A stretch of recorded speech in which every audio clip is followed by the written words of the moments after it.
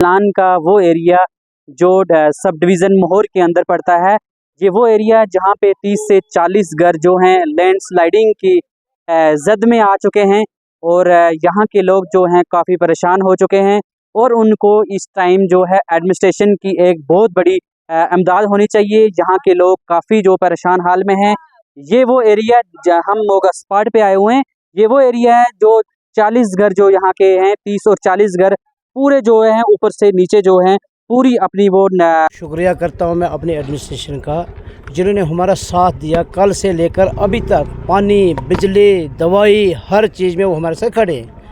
चाहे पुलिस का महकमा है, चाहे रेवेन्यू का महकमा, चाहे हेल्थ का महकमा है, सब ने हमारा साथ दिया और लोकल लोगों ने जितनी सपोर्ट हमारी की, यहाँ पे हम उनके शुक्रगुजार हैं।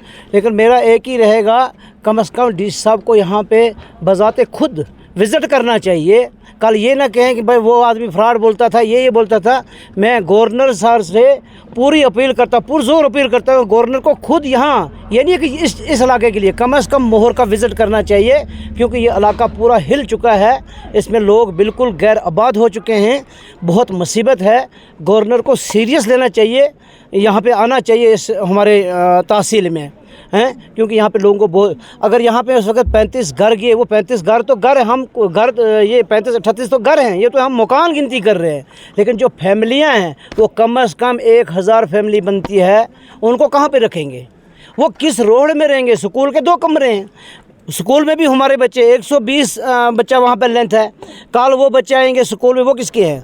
अगर वो स्कूल के कमरे हम पकड़ेंगे, हमारी तो नस्ल ही ख़त्म होगी, हमारी तो नस्ल कच्ची हो रही है। वो तो हम अपने बच्चों का नुकसान कर रहे हैं। हम स्कूल में भी नहीं रह सकते, 2 दिन लगा सकते हैं, 3 दिन। तीसरी बात, अगर हम वहाँ पे जाएंगे पंचायत घर में तो 2 कमरे या 3 कमरे मिलेंगे। क्या 1000 आदमी वहाँ पे रह सकता है? अगर हम खुद वहाँ पे चलो कुछ तो करेंगे, टेंट शेड लगाएंगे, लेकिन मवेशी कहाँ रहेगा हमारा? उसका गुजारा कैसे?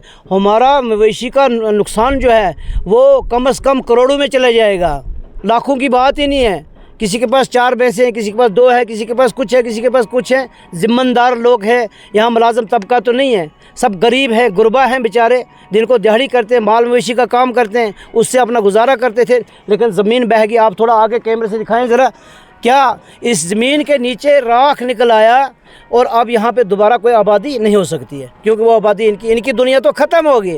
गवर्नमेंट को चाहिए कम से कम इनकी अलाटमेंट करे, कहीं जंगल करे, या जो भी स्टेट लैंड है, जो भी, हम ये नहीं कहेंगे, जो भी उनके पास लैंड है, कम से कम एक आशियाना बन जाए इन लोगों का। दूसरा, कम से कम 1 साल के इनको कहीं शिफ्ट कर दें कि जहाँ पर ये अपने बच्चों को पढ़ा सकें और अपनी फैमिली को रख सकें, ठीक है? क्योंकि बहुत बड़ा नुकसान है ये। अब इनके पल्ले तो कुछ रहा नहीं, ये दोबारा आ ही नहीं सकते ना, इसमें ये तो मसला ही ख़त्म हो गया। जब तक वो ज़मीन हमें प्रोवाइड करेंगे, अगर हमारी फ़ाइल चल रही थी, डिबकाम तक हमारी फ़ाइल गई है, पहले से ही एडवांस लगी है ये, तो उसकी अलाटमेंट भी हो चुकी है। लेकिन उसमें थोड़ी सी गलती एडमिनिस्ट्रेशन की है कि उनने निशानदेही नहीं की उस जगह की, उनने चुना नहीं किया कि आप फलानी जगह में चले जाओ, हम वहाँ पे जाते। थोड़ा सा गिला मेरा रहेगा अपनी ये जो लोकल हमारी मीडिया है इनसे, ये हमारे घरेलू मामले हैं, लेकिन आप लोगों को ज़ोर लगा के, ताकत लगा के इस मसले को उठाना चाहिए। मैं आपका भी बड़ा शुक्रगुजार हूँ, बड़ा मशकूर हूँ। आपको यहाँ पे ताकत लगा के इस चीज़ को उठाना चाहिए। ये नहीं इस चीज़ का, आप थोड़ा आगे कैमरा गोए, वहाँ पे 25 घर इस वक्त जद में आ रहे हैं, सामने वो इलाका चल रहा है। अब वो लोग, हम तो चलेंगे पंचायत घर में जाएंगे, उनका पंचायत घर ही जा रहा है बेचारों को, वो कहाँ पर जाएंगे?